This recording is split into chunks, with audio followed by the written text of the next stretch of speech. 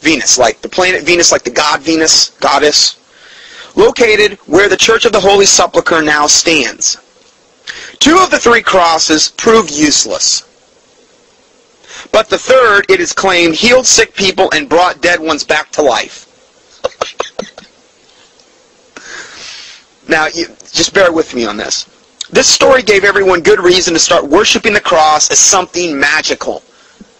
See, this is how this stuff all got started, with amalgamating it into Christianity.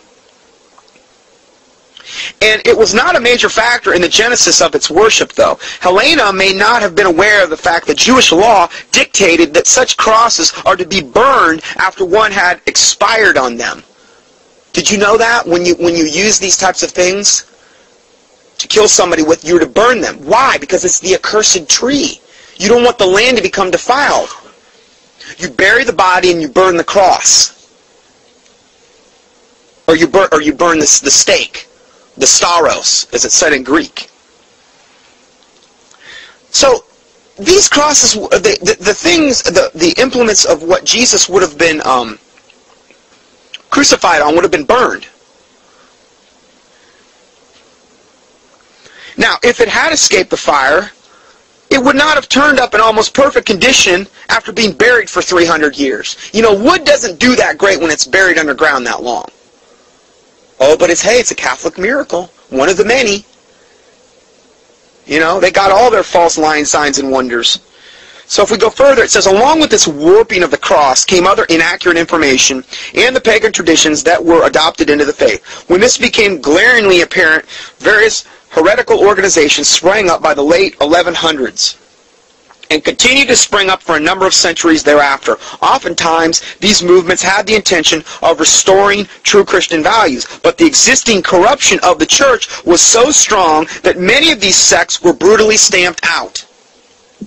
What is interesting to note is that the most threatening of these movements, the Waldensians, the Bogomils, and the Cathars, and I shouldn't say they're all stamped out because true Bible-believing Christians are still here. They've never stamped us all out. They're never going to stamp the remnant out because God always preserves a remnant. So you just remember that, okay?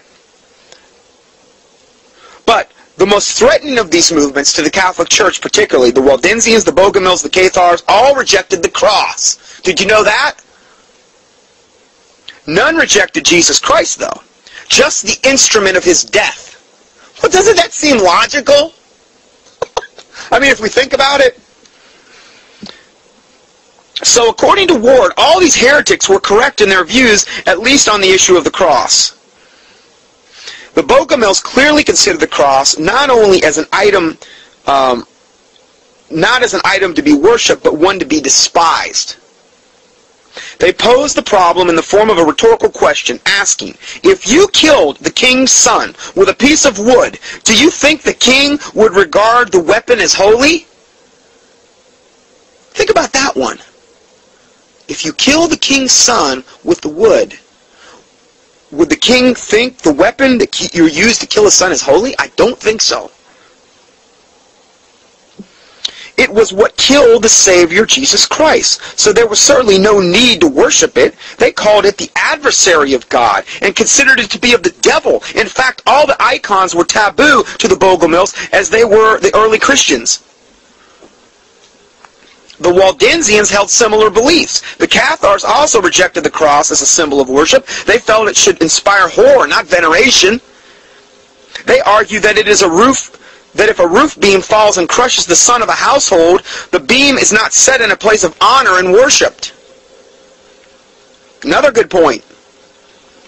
Those who bowed down before any idol or relic were bowing down to the material objects, and the matter was the devil's creation, according to the Cathars. One Cathar priest, Peter de Bruce, made it a habit to chop down all crosses lining the highways and would burn them in a heap. If he saw the miles of telephone poles lining the highways today, would he continue chopping? He was quoted as saying, the holy crosses must be broken and burned because the instrument by which Christ was so fearfully tortured, so cruelly killed, is unworthy of worship and veneration. This book that I'm reading from in a second what we've already started reading a little bit of it. But this book has not been in print since 1871. At the time it was released, now this is the book we're quoting from today. At the time it was released of this sort, which challenged the accepted belief at the time. These types of books were often banned from libraries, and people were known to be arrested for sending them in the mail. It is so rare a book that the Book Tree paid, and this is the company that bought it, that the Book Tree paid an incredible sum for the original, which may have been the only surviving copy in the world. We bring it to you now to preserve the highly important knowledge for Christians and non-Christians alike that would otherwise be lost in history. I had somebody that had scanned every page out of this book and sent it to me. In short, the history of the cross exposes the fact that the cross we revere and worship is nothing more than the symbol of the pagan god Tammuz. We must drop counterfeit symbols and beliefs that have crept in and infiltrated Christianity, leaving us spiritually ignorant in certain areas. Now, I'm just going to be going through excerpts of this book. The cross of Christ,